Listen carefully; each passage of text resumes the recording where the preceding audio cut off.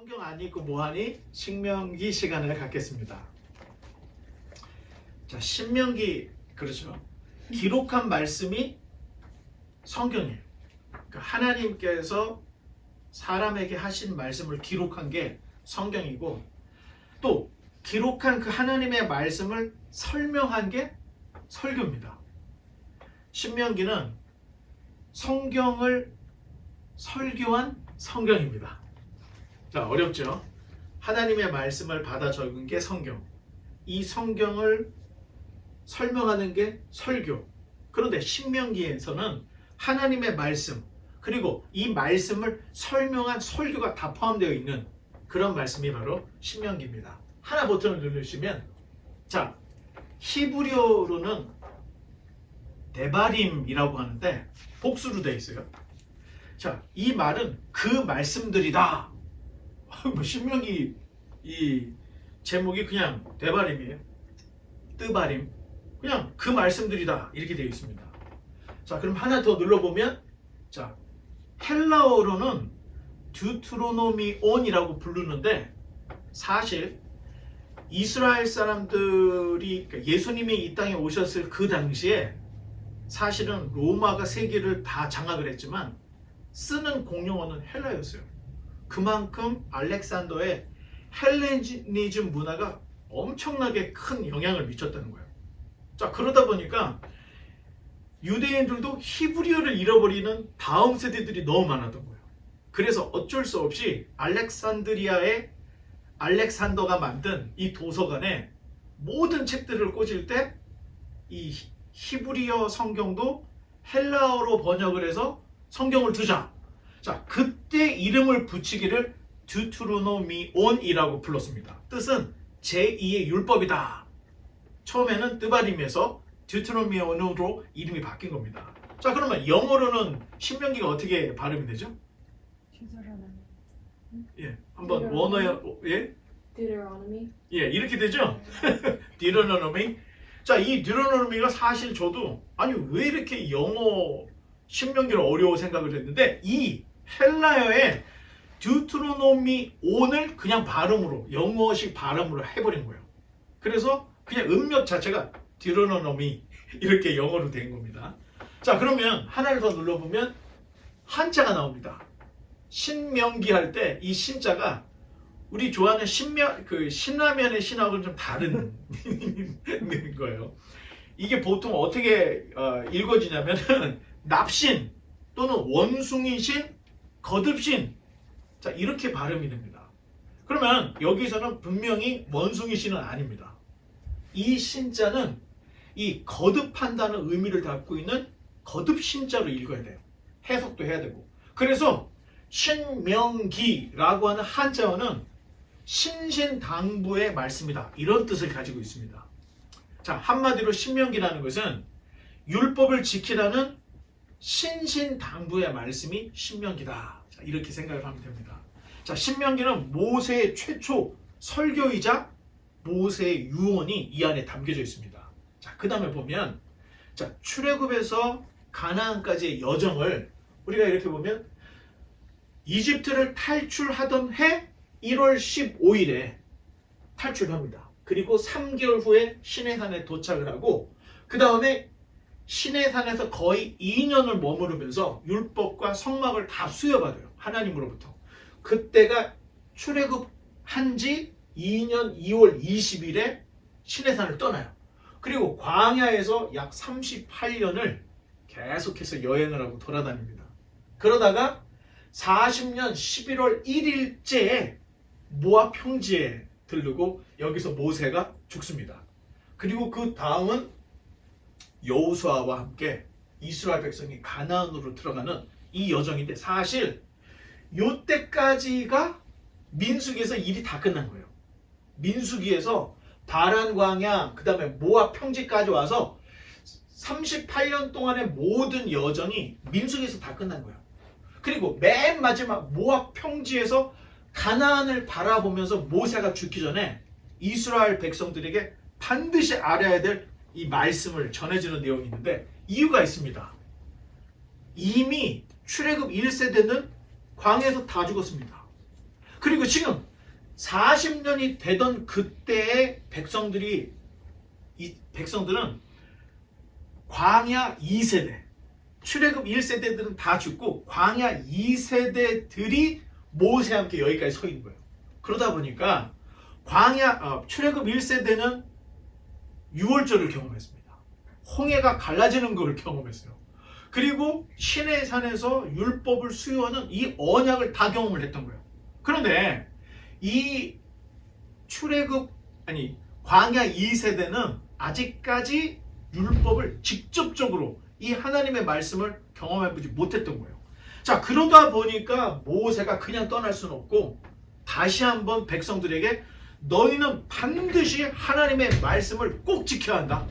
이 말씀을 마음에 새겨야 된다. 자, 이런 말씀을 우리에게 주고 있는 겁니다. 자, 모세는 가나안을 눈앞에 둔 이 새로운 세대들에게 다시 율법을 줬는데 그 이유는 율법의 재확증이에요. 언약의 재확증으로서의 재설교, 율법 강론을 다시 했던 겁니다. 자, 이제 그 다음을 보면 신명기가 34장까지 있었죠?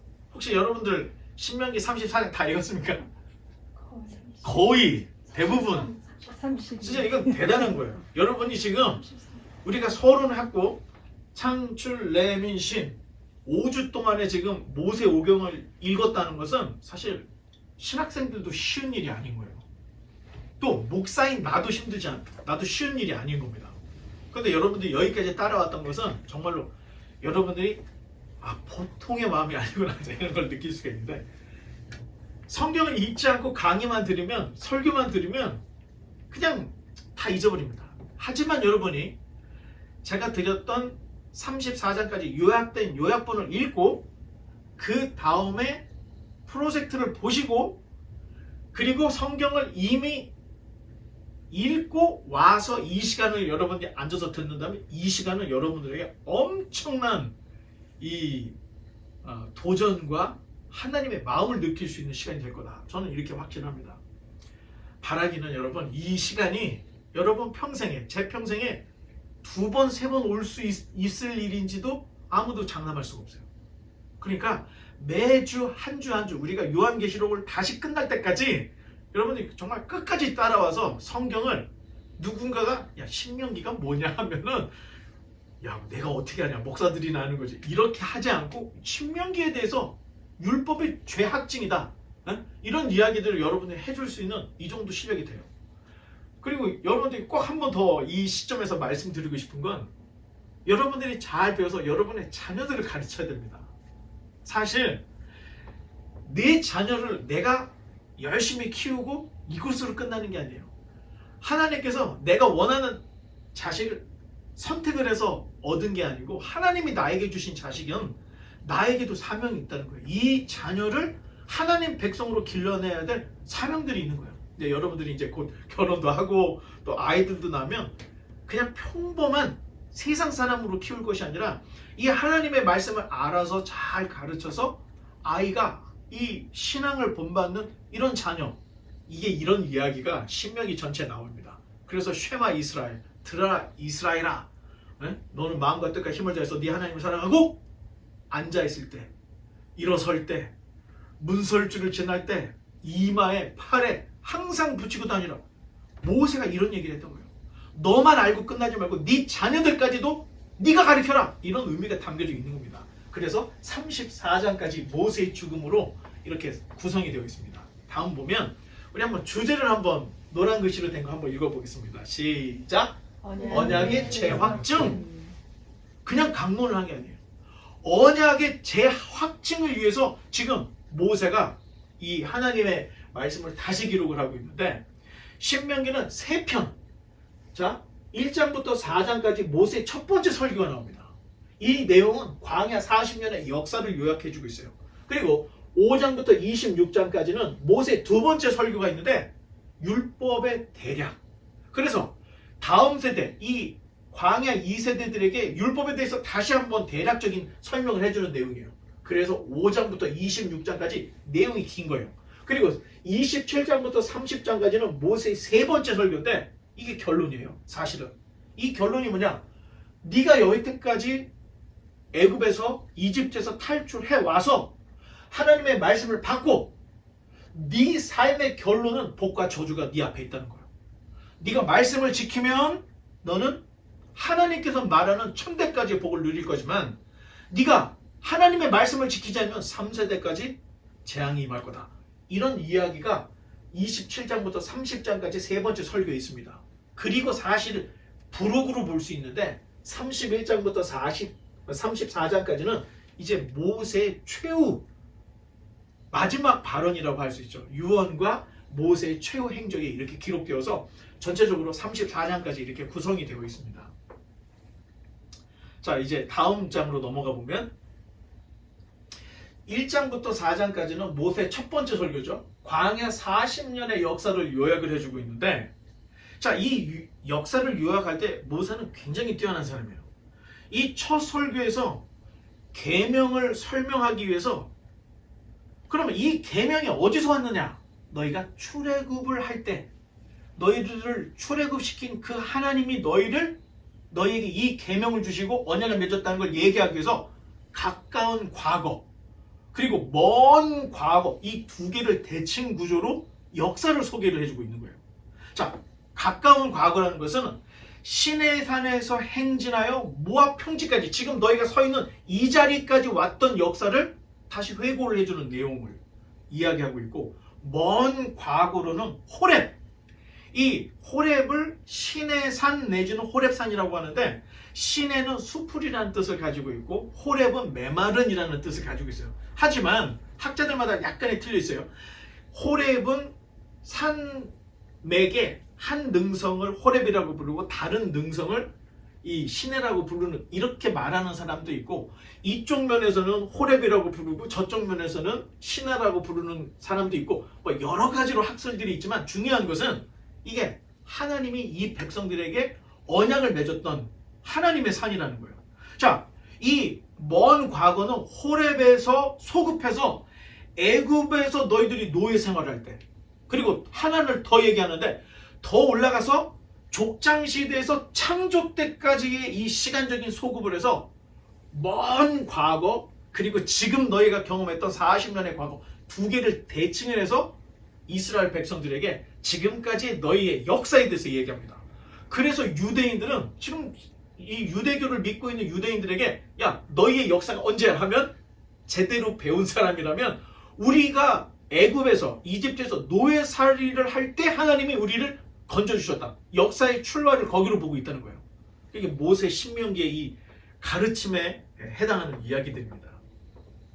자, 그 다음 그림을 넘어가 보면 5장부터 26장까지는 이 율법의 대략적인 이야기를 쫙 해주고 있습니다.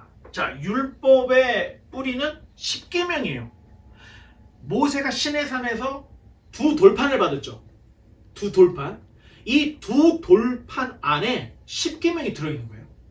그리고 이 십계명에 파생된 이야기가, 법이 바로 율법이에요. 그러니까 십계명이 있고 율법이 있는 거예요. 이 율법 안에는 어떤 윤리적인 거, 도덕적인 거, 사회적인 규범, 그리고 제일적인 내용까지 다 포함이 되어 있는 거예요. 그러니까 핵심은 십계명이라는 거예요. 자, 십계명을 기초로 세운 은혜의 집으로 모세가 이야기를 해주는 거예요.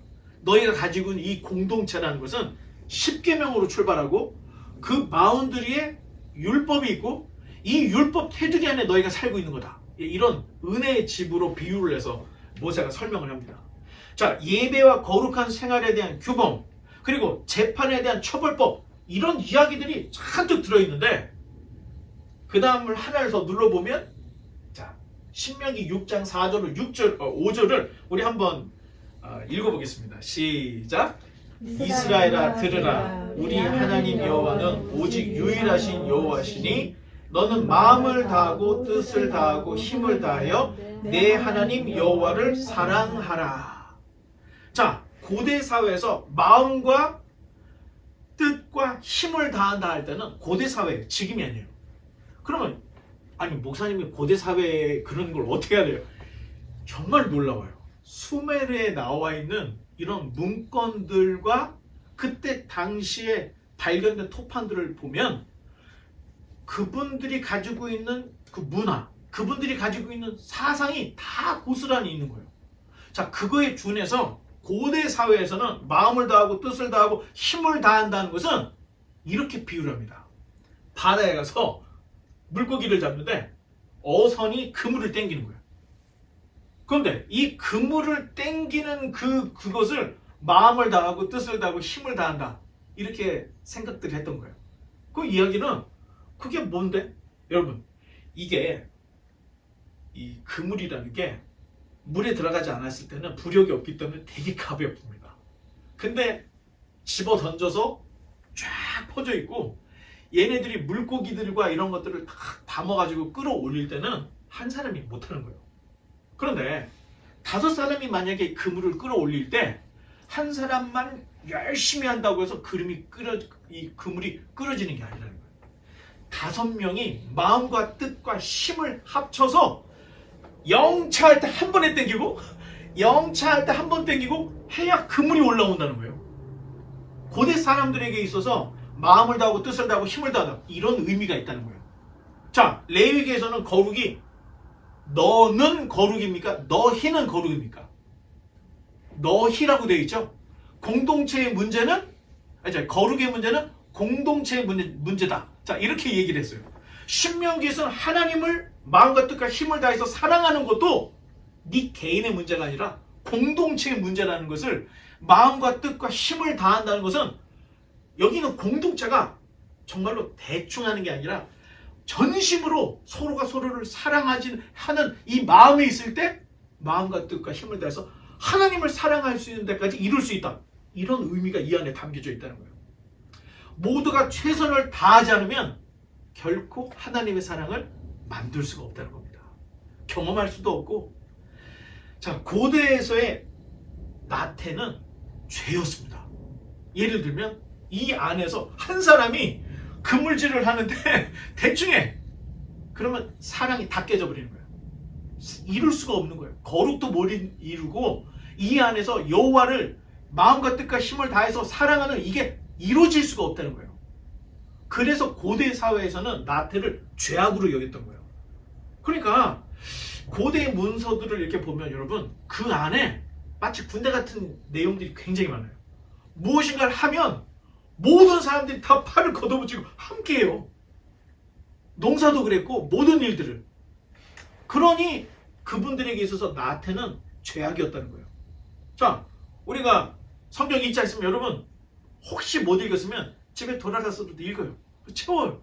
채워서 우리만의 어떤 독특한 하나님에 대한 사랑의 고백을 할 수가 있어야 된다는 거예요. 여기가 빠지고 저기가 빠지면 여러분, 이빨이 아무리 잘생겼어도 이빨이 군데군데 빠져있는 사람이면 여러분, 이게 멋있어 보여요? 추해 보여요? 똑같은 거예요. 어느 공동체든 마음과 뜻과 힘을 다해서 하나로 모아질 때 거기서 거룩도 나오는 거고 하나님을 사랑하는 그런 원동력이 거기서 나온다는 겁니다. 자, 모세가 인식한 율법의 정신은 10계명이에요. 10계명에서부터 율법이 시작되는 거고, 그래서 이 10계명은 딱 2개로 나눠집니다. 하나님을 사랑하는 것, 이웃을 사랑하는 것, 2개로 되어 있어요. 모세도 율법을 그렇게 해석을 해서 백성들에게 가르쳤고, 예수님 시대 율법 학자들도 되게 똑똑했어요. 모세가 생각하고 있던 걸 간파하고, 이 율법 학자들도 율법의 최고는 하나님을 사랑하는 것, 이웃을 사랑하는 것이라고 알고 있었던 거예요. 그러니까 예수님이 이 땅에 오셨을 때 율법 학자들이 물어보는 거예요. 율법의 최고가 뭡니까? 예수님이 시험했던 거죠. 그랬더니 예수님은 똑같이 하나님을 사랑하는 것, 내 이웃을 사랑하는 것, 이게 모든 율법과 선지자의 가르침이다. 예수님이 그러니까 율법학자가 맞습니다. 동의를 했죠. 자, 지금 그게 모세 오경은 그냥 단지 율법, 단지 예배 정도가 아니라는 거예요. 이 안에는 하나님을 사랑하는 신뢰와 경배, 감사와 찬양으로 드리는 하나님에 대한 사랑의 제사의 고백, 그리고 이웃에게 있어서는 인애와 공평, 긍휼과 사랑을 실천하는 거룩한 삶, 경건한 삶. 율법과 계명을 통해서 우리에게 주신 하나님의 마음은 예배와 삶의 일치를 모세 오경에서부터 말해주고 있다는 거예요. 예배는 잘 드리는데 생활이 엉망이야. 도덕적으로는 흠이 없는데 무신론자야. 다 안 된다는 거예요. 하나님도 최고로 사랑하고 내 삶의 최선을 다할 때 그 최선을 다한다는 것은 이웃과 화평하고 또 가난한 자를 도와주는 이런 것들을 잘 어울려줄 때 그 삶의 거룩이 이루어지는 거고 그 삶에 진짜 하나님을 사랑한다는 고백이 나온다는 겁니다. 자, 그 다음 가나안으로 가는 길은 여러 가지 길이 있었습니다. 자, 애굽에서 나와서 이스라엘 백성이 이렇게 해갖고 홍해를 건너서 홍해를 이렇게 해서 이렇게 홍해를 건너서 이렇게 해서 이렇게 돌다가 이제 올라갔는데 사실 그냥 이대로 쭉 올라가면 이게 고속도로였어요. 해안도로. 해안도로에는 주로 뭐가 있을까요? 모래밖에 없는 거예요. 그냥 밟고 지나가면 되는 거예요. 그냥 일로 가서 해안도로로 쭉 올라가면 가나안으로 그냥 갈 수가 있어요. 그런데 하나님께서 굳이 일로 못 가게 하시고 여기를 거쳐서 예? 이 홍해를 거치고 이 아카바만을 지나서 이렇게 해서 이렇게 하나님께서 가나안을 가게 하셨어요.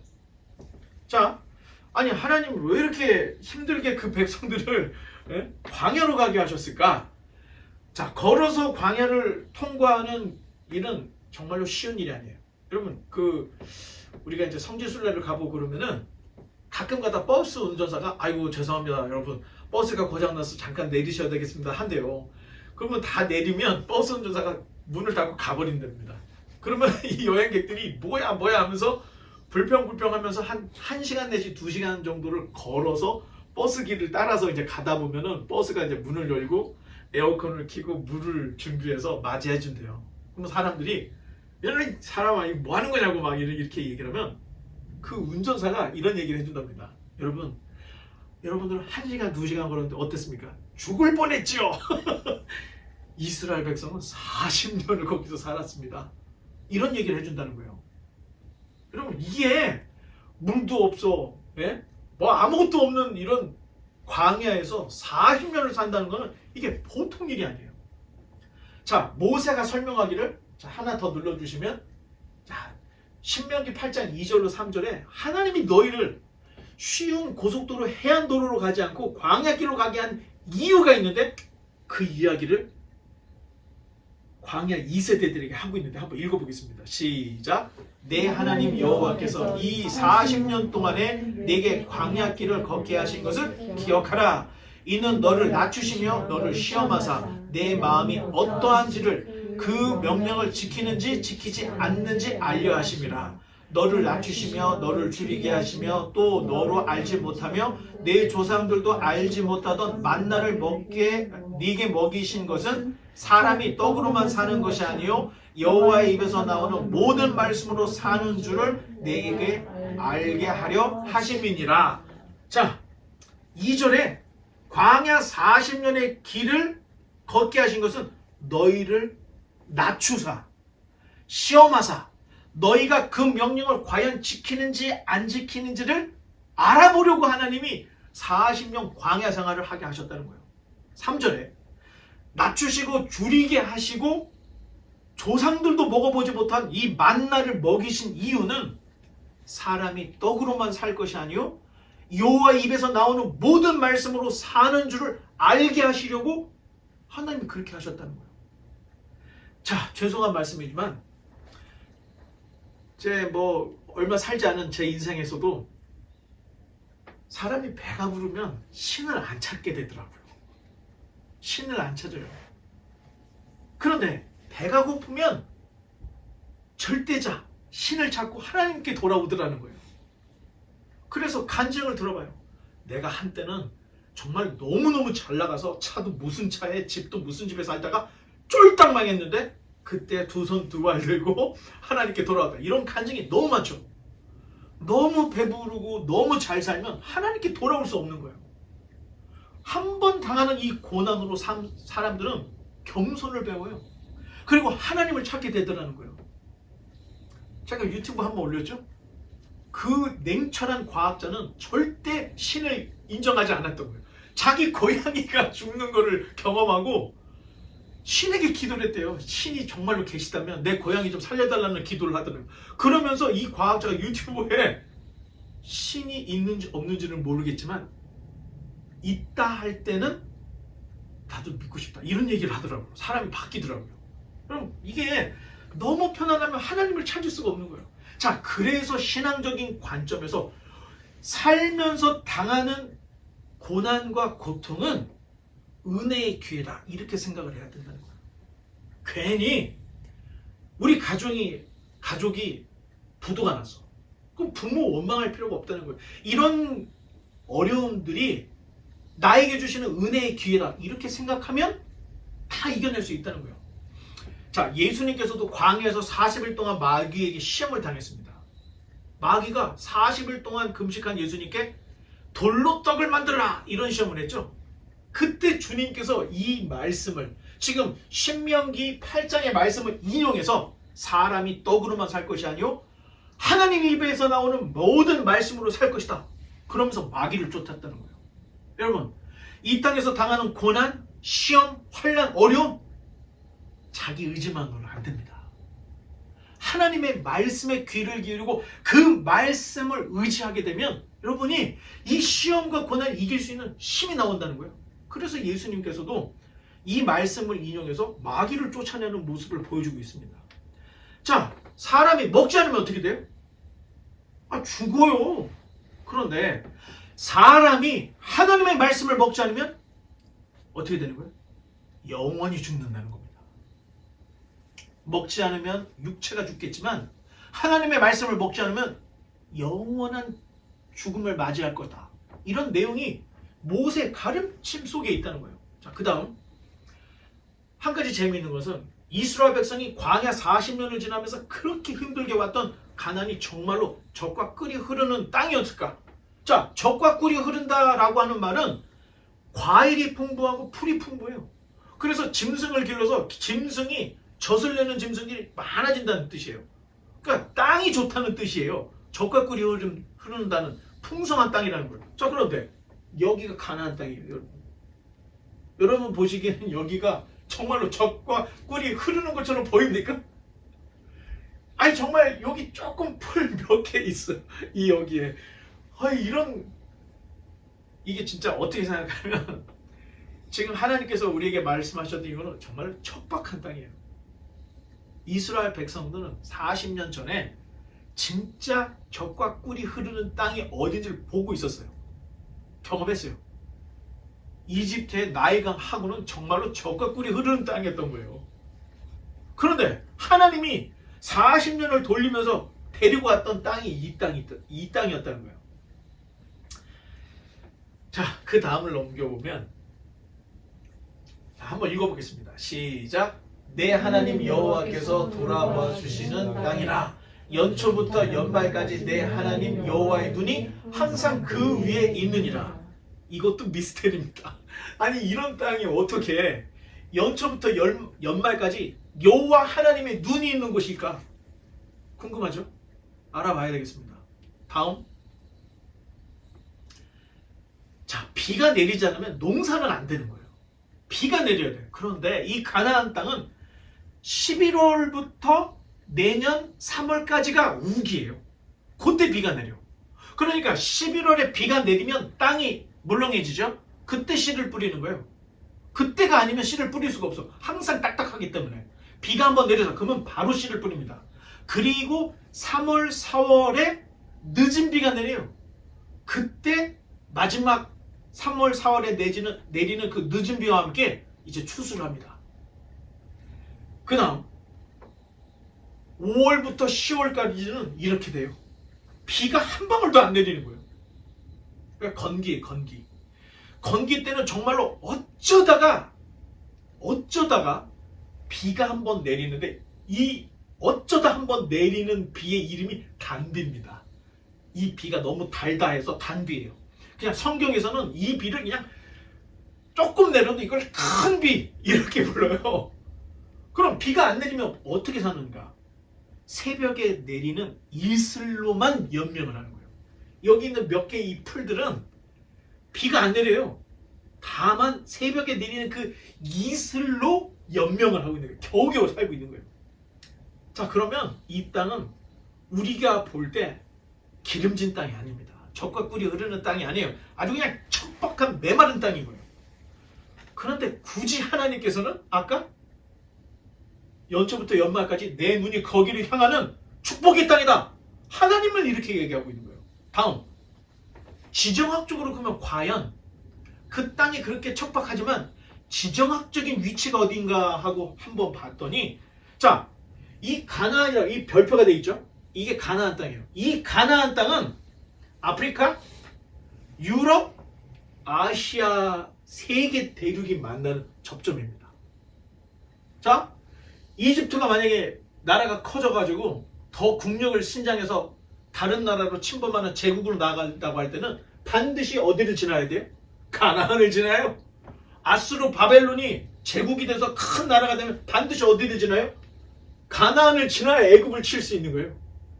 그리고 여기도 지중해가 있기 때문에 유럽 사람들도 터키, 투르크스탄이라고 우리가 보통 요새 그렇게 하는데 여기로 건너와서 내려오는 거예요. 그러니까 이 가나안은 세계 대륙이 만나는 지점이라는 거예요. 자, 우리가 볼 때는 농사도 안 될 것 같고 짐승도 못 키울 것 같은 이런 곳이지만 하나님이 볼 때 지정학적으로 볼 때는 최고 좋은 거예요. 만약에 이스라엘이 너무 하나님의 말씀을 잘 들어서 강성한 나라가 돼요. 이집트가 아무리 힘을 길러도 여기를 침범할 수가 없는 거예요. 그러면 어떻게 돼요? 세계 대전이 일어날 수가 없다는 거예요. 이스라엘이 가장 강했던 다윗과 솔로몬 때는 세계 대전이 없었습니다. 여기를 통과해서 다른 나라를 침범할 수 없기 때문에, 다른 대륙으로 갈 수 없었기 때문에. 그런데 다윗과 솔로몬 이후에 나라가 분열이 되면서 그 다음부터 어떻게 돼요? 처참하게 깨집니다. 애굽 사람이 툭 하면 쳐들어와서 짓밟고 가고, 이 아수르 사람, 바벨론 사람, 페르시아 사람들이 맨날 와가지고 짓밟고 가고, 그리스 사람들이 와서 매일 짓밟고 가고, 아니 로마 시대 때 로마 사람들도 짓밟고. 여러분, 짓밟고 그냥 가면 다행이에요. 문제는 아니 이 강대국들은 자기 땅에서는 전쟁을 안 하는 거야. 꼭 어디서요? 여기서 전쟁을 해요. 여기서. 그러니 수많은 약탈과 수탈과 겁탈의 대상이 될 수밖에 없는 거예요. 왜 여호와의 눈이 연초부터 연말까지 여기를 지켜보느냐? 너희가 하나님의 말씀을 잘 지켜서 복을 받으면 누구도 전쟁을 할 수가 없겠지만, 너희가 여호와를 떠나서 하나님이 너희를 버리면 너희는 전쟁터가 된다. 그래서 하나님 보시기에는 여기가 최고의 땅이었던 거예요. 하나님을 잘 섬기면 하나님 뭐라고 해요? 적당한 때에 비를 내리신다는 거예요. 농사를 망치지 않게. 그러니까 하나님의 눈이 항상 있을 수밖에 없는 거예요. 왜? 잘못해가지고 농사 망치지 않게 하려고 보고 계시다는 거예요. 하지만 너희가 하나님을 떠나면 비도 안 내리고 또 전쟁터가 돼가지고, 여기 이스르엘이라는 평야가 있어요. 여기 이스르엘이 헬라말로, 로마말로 아마게톤이에요. 나중에 요한계시록에 아마게톤 전쟁이 있었던 게 그 전쟁이 여기서 일어나는 거예요. 고대 수많은 전쟁들이 다 여기서 있었습니다. 아마 이스라엘만큼 전쟁을 많이 경험한 나라는 없을 거다라고 생각하는데, 이래서 이 지정학적인 위치에서 그렇게 해서 전쟁을 많이 할 수밖에 없었던 겁니다. 자, 그 다음, 자 이제 27장부터 30장까지는 모세의 세 번째 설교가 나오는데, 언약에 참석한 백성들에 대한 이야기를 해요. 자, 거의 결론에 다다른 거예요. 자, 너희들의 역사를 가르쳐 줬어요. 두 번째 설교에서 율법에 대한 강론을 해줬어요. 세 번째는 결과적으로 너희가 하나님의 말씀을 지키면 복을 받고 하나님의 말씀을 떠나면 저주가 된다. 그래서 앞으로 우리가 보게 될 여호수아, 사사기, 룻기, 삼상하, 열상하, 대상하, 성경에 나와 있는 구약에 있는 이 역사서의 중심이 과연 저들이 율법을 지켰는지 안 지켰는지, 여기에 기준이 되어 있는 거예요. 하나님의 말씀을 지켰을 때는 복을 받지만 하나님의 말씀을 지키지 않을 때는 하나님도 이스라엘을 버려서 외침을 받는, 이게 사사기 그 이야기 전체, 역사의 전체 이야기입니다. 이게 한 민족, 이스라엘이라고 하는 이 민족의 이야기만이 아니라는 거예요. 하나님을 믿는 하나님의 백성들의 삶이 하나님의 말씀을 알고 내 삶에서 하나님의 말씀을 지키느냐 안 지키느냐, 그게 저와 여러분의 인생을 좌우하게 된다는 복과 저주의 말, 그게 바로 세 번째 설교 27장부터 30장까지 나와 있는데, 모세가 처음 이야기하기를 12지파 중에 6지파는 그리심산에, 그리고 나머지 6지파는 에발산에, 그리고 세겜에서 레위인들에게 12가지 저주에 대해서 외치라고 얘기해요. 그러면 백성들이 그 음성을 듣고 아멘으로 화답하라, 세겜 언약을 반드시 하라는 이야기를 신명기 거의 마지막 세 번째 설교에서 하고 있습니다. 자, 이 신신당부는 결국에는 여호수아서를 보면 여호수아가 죽기 전에 모세가 명했던 이 세겜 언약을 다시 확증을 해요. 여호수아 24장에 보면 여호수아가 여기서 제단을 짓고 6지파를 놓고 이야기를 합니다. 자, 다음 하나를 더 눌러보면, 자, 여러분들이 이제 돌아가면서 장부 깰 겸 하나씩 읽어보겠습니다. 첫 번째 15절에 우상 숭배하는 자. 자, 16절에 부모를 경홀히 여지는 자? 여기는 자. 여기는 자, 17절에 이웃의 경계표를 옮기는 자. 18절에 소경의 길을 잃게 하는 자. 19절에 빛과 고아와 과부를 억울하게 하는 자. 자, 20절에 계모와의 동침. 21절에 다시 돌아가서 여기 21절에 짐승과의 조합 행위스가 아니고. 22절에 형제들끼리 근친상간. 22절 또 장로와의 동침. 23절에 이웃을 암살하는 자. 24절에 뇌물을 받고 사람을 죽인 자. 마지막 26절에 이 모든 하나님의 말씀을 지키지 않는 자. 여기에 외칠 때마다 이스라엘 백성이 아멘, 아멘, 아멘이라는 거 그렇게 되기를 이라는 뜻이에요. 다 선언을 했어요. 세겜에서 세겜 언약을 통해서 이게 그대로 확증이 됩니다. 여호수아 24장에 가서. 사실 하나님은 자기 백성에게 정말 복을 주시고 싶어 하는 분이에요. 어떻게든 내 백성이 이 땅에서 잘 먹고 잘 살기를 하나님은 바래요. 신명기에서 선포된 복과 저주 중에 저주가 복보다 한 3배 정도가 많습니다. 어떻게 보면 하나님은 그 백성에게 복을 주는 것보다는 한계를 정하시고 벌을 주시고 저주하는 걸 더 좋아하시는 게 아니야? 라고 생각하지만 내용을 읽어보면 복 받기가 훨씬 쉬운 겁니다. 여러분, 우상을 멀리해. 그거 어렵습니까, 여러분? 두 번째, 자기 부모를 공경해. 이게 어려워요? 이웃과 사이좋게 지내는 거, 이거 쉬워요. 소경같이 가난한 사람을 돕는 거, 또 가난한 사람을 돕는 거, 가족 간에 지킬 것을 지키고 성생활을 바르게 하는 거, 하나님께서 이런 자들에게는 천대까지 복을 주신다고 얘기했어요. 사실 어려운 게 아니라는 겁니다. 그런데 이스라엘은 우상을 섬겼어요. 그리고 부모를 홀대했어요. 성적으로 엄청나게 타락을 했습니다. 이웃과 원수를 지내다가 결국에는 다 망했어요. 양을 봤을 때는 저주가 더 많아요. 하지만 내용을 읽어보면 인간이라면 그렇게 어렵게 지킬 그런 내용이 없다는 거예요. 자기를 낳아준 부모에게 최선을 다하는데 이게 뭐가 어려운 거예요. 다만 만약에 신명기를 대하는 분들 중에 나는 저주 아래 있다, 나는 사실 복을 못 받은 것 같다, 이렇게 생각하는 사람이 있다면 먼저 자기 자신을 돌아봐야 돼요. 내가 과연 복받을 인생을 위해서 노력을 했는가? 두 번째, 혹시 내가 이 저주가 혹시 내가 부모를 원망한 결과는 아닌가? 내가 너무 게으른 거 아닌가? 부도덕한 건 아닌가? 사행심이 빠져서 어느 하나만 걸려라, 이런 못된 마음을 갖고 있지 않은가? 내가 교만하지 않은가? 늘 생각할 때마다 악하고 못된 것만 생각하고 있지 않은가? 그런 생각하고 있고 그렇게 사는 사람은 지금 신명기를 통해서 말하는 저주에 앉아 있을 수밖에 없다는 거예요.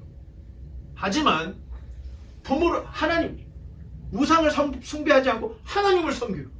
부모를 홀대하지 않아요. 뭐 이런 거, 이 12가지 여러분 그냥 내 삶 속에서 최선을 다해서 지키면 이런 사람에게 하나님께서 천대까지 복을 주신다는 거예요. 저주의 문구가 많지만 복받을 길이 더 넓게 열려있다. 이렇게 생각하면 우리는 사실 우리가 원망할 게 없다는 겁니다. 자, 그 다음 그림 참 재밌습니다. 지금까지 우리가 봤던 내용들을 고대에 발견된 석비 또는 이런 이야기들을 다 이렇게 종합을 해서 볼 때 참 재밌는 게 있어요. 자, 고대 시대 강한 나라하고 약한 나라는 전쟁하기보다는 먼저 조약을 맺습니다. 강한 자, 약한 자, 강한 자는 갑, 약한 자는 을, 딱 조약을 맺어요. 그리고 신명기에 나오는 모세의 세 편의 설교는 마치 고대 시대 국제 조약을 방불케 하고 있습니다. 국제 조약. 예를 들면 내가 갑이 을을 침범하지 않아. 하지만 을은 나에게 뭐예요 그거? 조공을 바쳐야 돼. 너희가 다른 이들로부터 공격을 받으면 갑이 가서 보호해준다. 뭐 이런 조약 내용이 있는 거예요. 자, 고대 시대의 조약을 보면 이렇게 쫙 나와 있죠. 조약의 발한 자 이름이 나오는 거예요. 이스라엘 백성, 여호와, 모세 이름을 딱 밝혀요. 당사자 간의 관계, 하나님은 우리의 하나님, 우리는 그의 백성. 딱. 그 다음에 당사자 간의 쌍방의 의무를 열게 해요. 너희가 내 말을 지키면 너희는 제사장 나라가 되고 천대까지 복을 받으리. 자, 약정이 딱 들어가 있어요. 조약 문서를 설명하고 속국의 왕이 정기적으로 그것을 읽어야 할 조항이 있는 거예요. 약한 자는 하나님 아닌 하나님을 섬겨야 될 우리들에게는 이런 하나님의 말씀을 정기적으로 읽어야 될 의무가 있다는 거예요. 너무 유사하죠. 다섯 번째, 그 조약을 증거하는 신들의 목록이 나와요. 누구의 이름으로? 여호와의 이름으로. 이런 신들의 이름. 마지막, 조약의 결과에 대한 저주와 축복들이 기록이 되어 있어요. 이 을이 잘 지키면 너희에게 안전이 있고 너희가 이것을 어기면 너희에게는 멸망이 있을 거다. 복과 저주가 있어요. 이게 당시 시대에 이 고대 사회에 있었던 이 국제 조약 문건과 신명기가 너무 비슷하다는 겁니다. 자, 신명기 보세요. 처음에 조약 문서가 있죠. 조약 문서에 약정이 있죠. 그 다음에 맨 마지막에 복과 저주가 있죠. 이 흐름을 그대로 타고 있다는 거예요. 자, 신명기 31장에는 어떤 내용이 기록되어 있냐면 7년에 한 번 정기 면제년들이 되면 이스라엘 땅에 거주하는 외국인, 남자, 여자, 노인, 유치 아이들, 유아 아이들까지 다 불러놓고 이 율법을 낭독하라. 이렇게 되어 있어요. 자, 국제 조약에서도 약정을 잊지 않기 위해서 정기적으로 을의 약자가 되는 을에 속하는 그 왕과 백성들이 조약의 내용을 읽어야 될 의무가 있었던 거예요. 반드시 지키라는 거예요. 그런데 이스라엘 백성에게도 똑같은 요구가 있다는 거예요. 하나님으로부터. 자, 어떤 면에서 하나님과 이스라엘 간에는 국가 대 국가는 이게 어떻게 돼? 조약이 되는 거예요. 하나님과 개인과 개인의 이 약속은 약속이 될 수 있는 거잖아요. 하나님과 우리와의 언약이 바로 언약이라는 거예요. 약속이 언약이라는 거예요. 하나님과 이스라엘 간의 언약은 국가 간의 조약과 너무 비슷해요. 따라서 내가 하나님의 백성이다 할 때는 언약 백성으로서 하나님께서 우리에게 주신 이 조약, 계명, 율법, 말씀을 늘 정기적으로 읽어야 되고 그 말씀을 그대로 해서 그냥 지켜야 돼요. 그게 의무라는 거예요. 그걸 하지 않으면 관계가 깨진다는 겁니다. 명확하죠? 언약의 관계라는 것은 그 관계의 의무를 지켜나가는 거예요. 하나님도 우리에게 의무를 지켜나가고 우리도 하나님께서 요구하시는 이 조약의 의무를 지켜야 될 의무들이 있다는 거예요. 그다음 이제 마지막 31장부터 41장까지는 모세의 최후 행적이 이제 기록이 되고 맞춰집니다.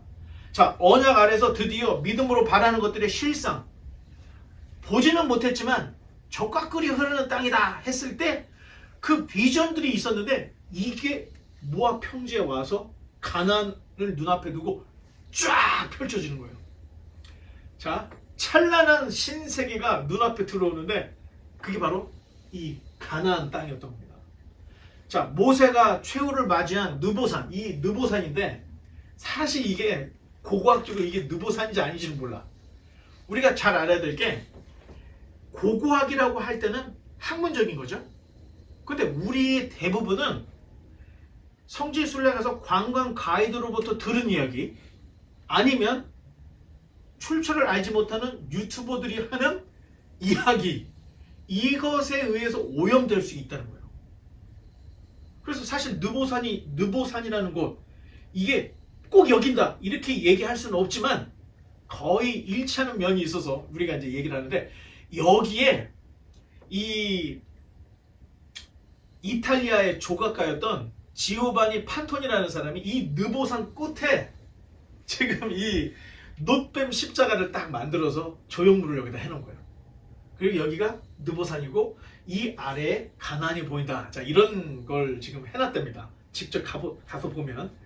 자, 건너편에 보이는 이 땅은 모세가 그토록 가보고 싶었지만 가지는 못했던 가나안이에요.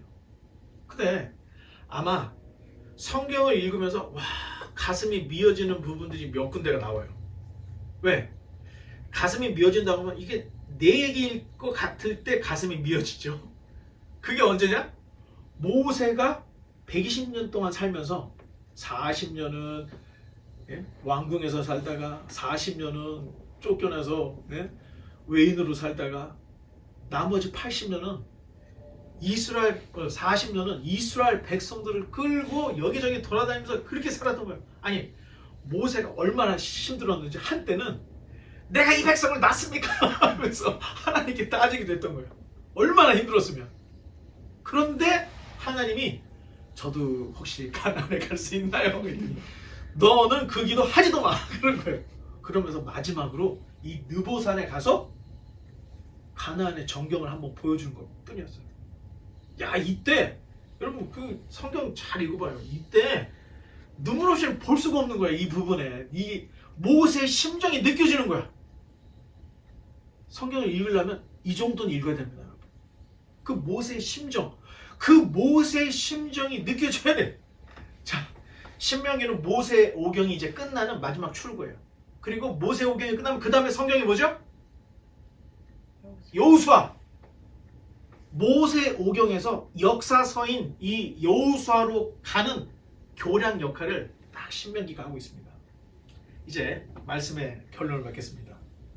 자, 미래의 희망은 믿음으로 볼 수 있는 겁니다. 믿음의 희망은 그 희망으로 나아갈 준비가 되어 있어야 보여지고 갈 수가 있는데, 여러분 되어 있습니까? 이스라엘 백성은 이 희망을 위해서 40년 동안 광야에서 그 온갖 고통과 고난을 다 당했던 거예요. 근데 우리는 너무 쉽게 예수 천당 불신지요, 그냥 교회만 다니고 예수님만 믿으면 내가 천국 간다. 하지만 지금 신명기에 있는 내용들을 봤을 때 과연 내가 그렇게 살아가고 있는가? 내가 정말 하나님의 백성으로서의 정체성을 갖고 있는가? 여러분 없으면 아무도 장담할 수 없다는 거예요. 그게 바로 삶과 예배의 일치입니다. 내가 하나님 앞에 경건한 마음으로 예배드리는 이 모습 그대로 교회 밖에서도 그렇게 살아내야 되는 거예요. 그렇게 살아가는 사람은 지금보다도 예수님을 더 닮아가는 경건하고 거룩한 모습으로 발전할 수 있습니다. 그렇게 훈련되고 경건으로 나아가는 자는 결국에는 어딜 들어갑니까? 하나님의 통치 안으로 들어가는 거예요. 하나님의 통치 안이 연초부터 연말까지 하나님의 눈이 있는 젖과 꿀이 흐르는 가나안 복지라는 겁니다. 그런 훈련도 하나도 하지 않고 천국만 가려고 생각하는 것은 여러분 이건 이단들, 사이비들이 하는 생각들이라는 겁니다. 바라기는 우리 모두가 하나님과 언약을 맺은 백성으로서 하나님의 말씀을 모르는 부분이 없이 잘 연구해서 평생 이 말씀대로 살아가서 하나님께서 천대까지 복을 주시고 영생을 주신다고 했던 이 복을 누릴 수 있는 저와 여러분 되시기를 주님의 이름으로 간절히 축원합니다.